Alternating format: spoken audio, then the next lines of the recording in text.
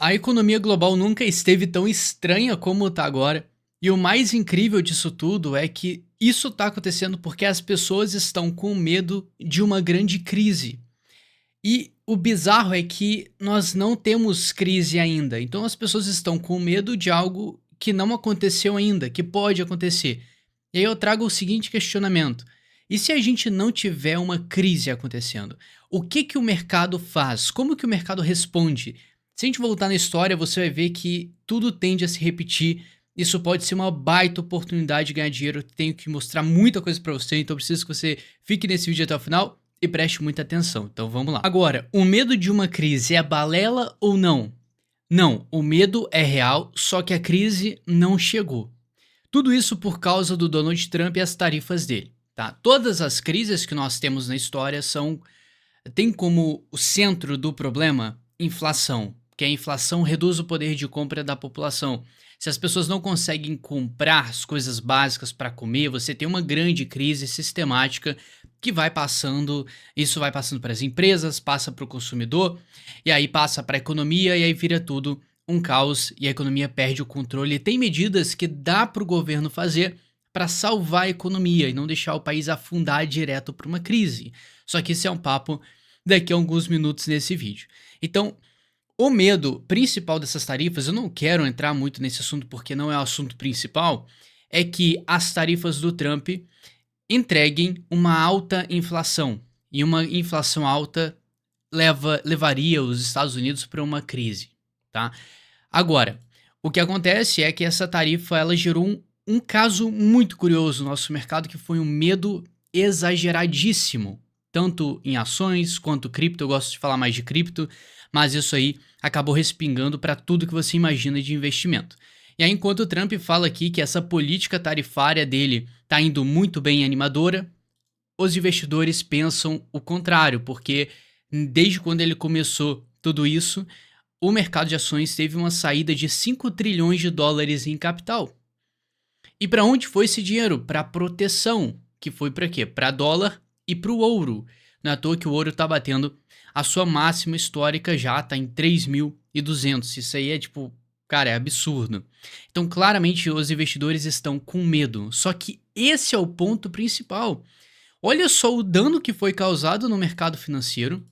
Olha só como que essa tarifação do Trump afetou o mundo inteiro e várias economias de uma coisa que pode ser resolvida no papo e com tempo, com negociações. Então, se a economia não tiver uma crise acontecendo mesmo, o que que vai acontecer com esse medo? O que que esse medo vai virar? Isso é muito importante, porque isso abre um gap de oportunidade assim que pode não estar claro para vocês, mas para mim tá muito claro e eu quero deixar isso mais claro possível para você. Então presta muita atenção nisso aqui, porque eu vou focar nos Estados Unidos, porque querendo ou não, o mundo todo é dolarizado, e se tem uma crise nos Estados Unidos, isso acaba sendo sistemático, passa para outros países, tá? E aí, se você for focar na história das crises no EUA, você vai notar o seguinte, tá? 1907 não tá no histórico da bolsa, porque era muito antigo, teve uma crise bancária. E para você ter uma noção, tá? Quando essa crise apareceu, o governo americano não tinha ninguém responsável para tratar a crise. Não, como assim, Douglas? Não tinha uma crise, como é que tipo, corrigia tudo? As próprias empresas e bancos precisavam dar um jeito de regular o mercado, regular a situação. E foi exatamente, você provavelmente conhece o banco hoje de história JP Morgan, e foi um banco lá de 1907 chamado JP Morgan & era outra empresa, não tinha sido fundida ainda. Ela mesma gerou liquidez para o mercado e acertou tudo. Em 1913, alguns anos depois, foi criado um órgão para regular essa história quando tiver crise. Então agora tem um órgão que fala, ó, se vai ter crise a gente tem que fazer alguma coisa.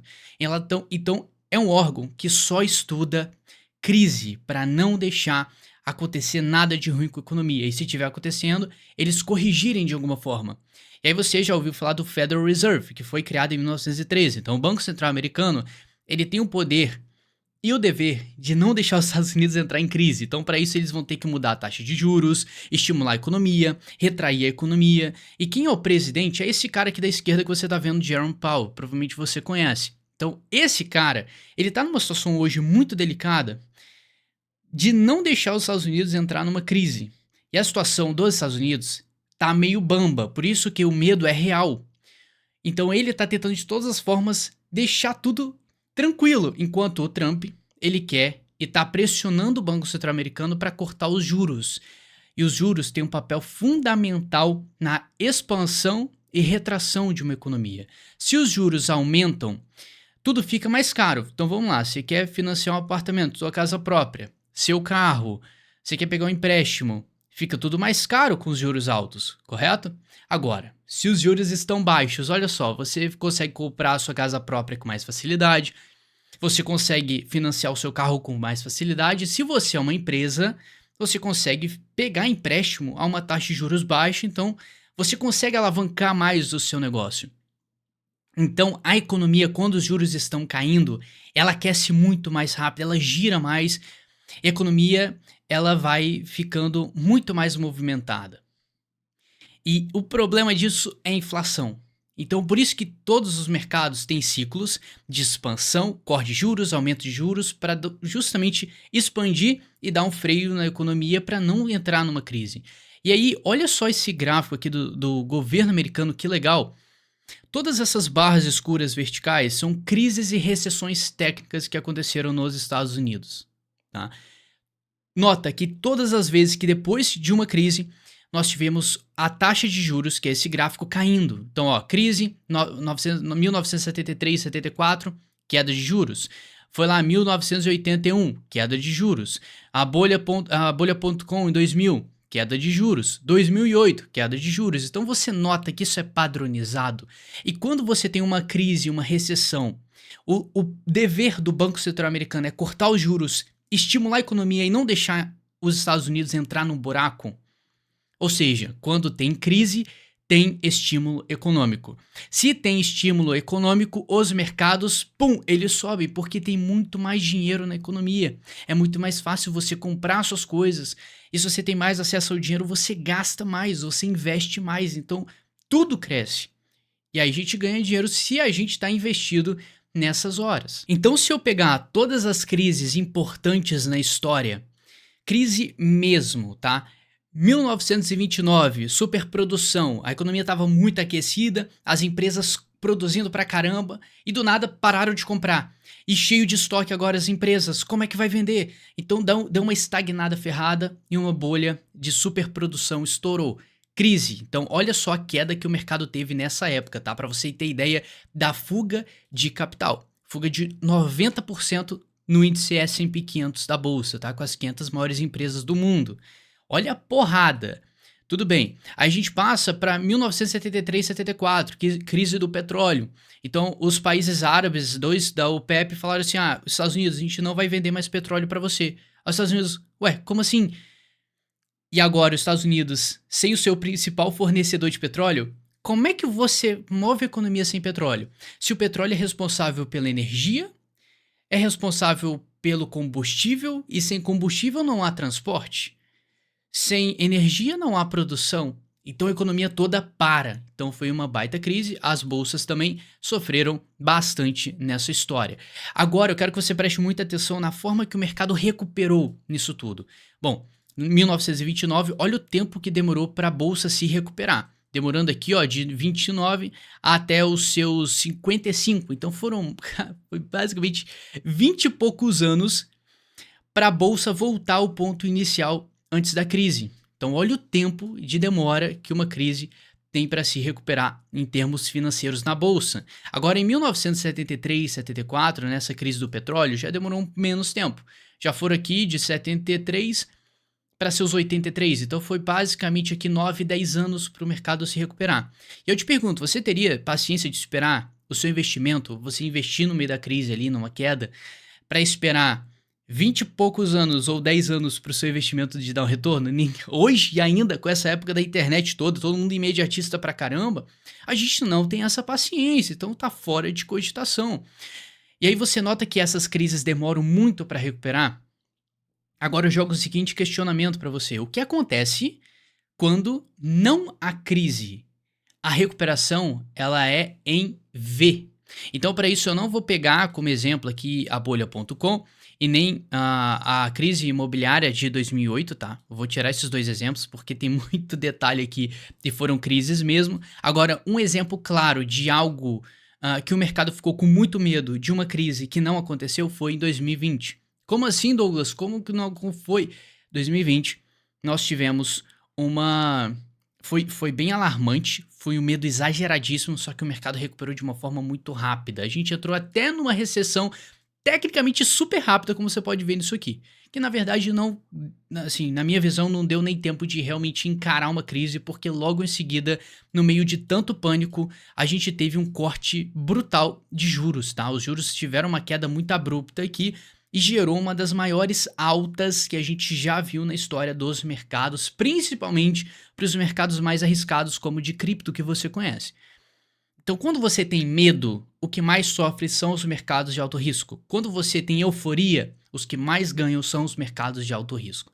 Então, se você soubesse se posicionar no mercado de cripto da melhor forma, no timing correto, você consegue ganhar muito dinheiro e sabendo se a gente está vivendo uma crise ou não. E é todo esse ponto que eu quero mostrar nesse vídeo. Ainda tem muita coisa para eu te falar. Eu espero pelo menos que até agora já tenha valido o teu like, tá? Muito importante sua inscrição, nem se fala. O nosso papel, o meu papel aqui, na verdade, é aproveitar esse momento da melhor forma possível. Em 2020, a gente teve uma queda muito rápida de 50% nos mercados. O Bitcoin, que o diga, sofreu bem mais. E logo depois, olha só a alta, como é que foi consistente.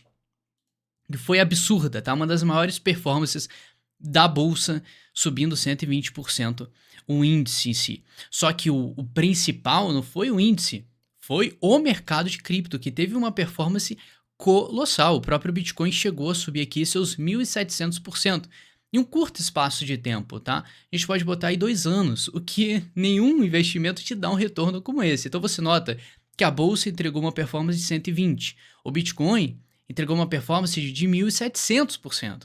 Agora, se você for pegar outra criptomoeda, vou pegar outro exemplo, a situação foi bem mais extremo. Vou pegar a Polkadot, que hoje está sofrendo bastante, mas nesse mesmo período, quanto que a Polkadot, uma altcoin, né, subiu? 2.400%, muito mais que o próprio BTC. Agora, se você pegar a moeda da vez, que foi a que mais performou e deixou muita gente rica lá atrás, foi a AXS.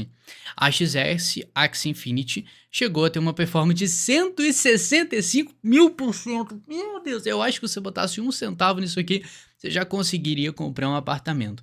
Então, cara, isso aqui é muito absurdo, porque mostra o real potencial que a gente tem de recuperação e um efeito em conjunto do mercado, que é o quê? Crise, medo e depois injeção de liquidez.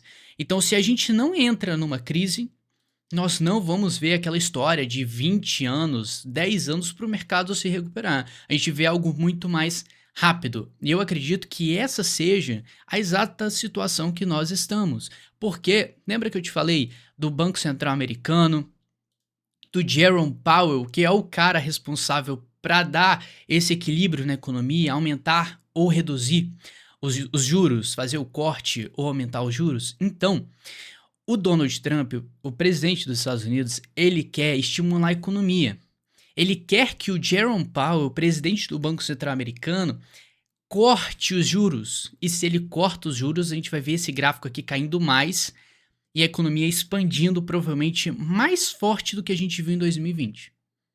Tá? Por conta da expansão que o mercado está tendo desde lá. São 5 anos de diferença, o mercado cresceu muito, o mundo está movimentando muito mais dinheiro e o Trump ele precisa dessa expansão do mercado porque ele está no início do mandato dele. E se eu sou presidente, eu quero dar a melhor performance e ter o melhor resultado para ficar marcado na história. Então, o Trump, presidente, ele estimula a economia, os mercados vão expandir, vai tudo subir. E aí ele vai chegar na história e vai falar, olha só, no meu governo, eu fiz a economia crescer, olha que coisa maravilhosa. Então, as pessoas, os cidadãos falam assim, é isso aí, pô, simbora. Só que a penca vem para o próximo presidente, porque essa expansão vem... ela tem o preço se chama inflação, e quem vai levar a penca vai ser o próximo presidente, só que na história o Trump mandou bem. Mesma coisa, não quero entrar muito na política brasileira, mas no Lula é a mesma coisa, ele está expandindo o Brasil, só que a base de imposto, você não está incentivando a produção do PIB do Brasil, o Brasil não está produzindo, ele está ganhando dinheiro arrecadando em cima de impostos exagerados. Então é um crescimento falso, mas na história, em números, o Brasil está crescendo. E aí a penca, o problema, vem logo em seguida. Então, o mercado hoje ele está com muito medo de uma crise e é real. Só que, do jeito que as coisas estão e o medo que o mercado está tratando tudo isso, nós não temos uma crise ainda acontecendo.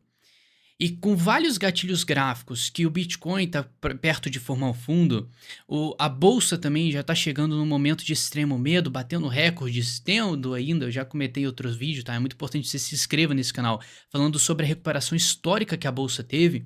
Então tudo isso soma para a gente ter bons tempos daqui para frente.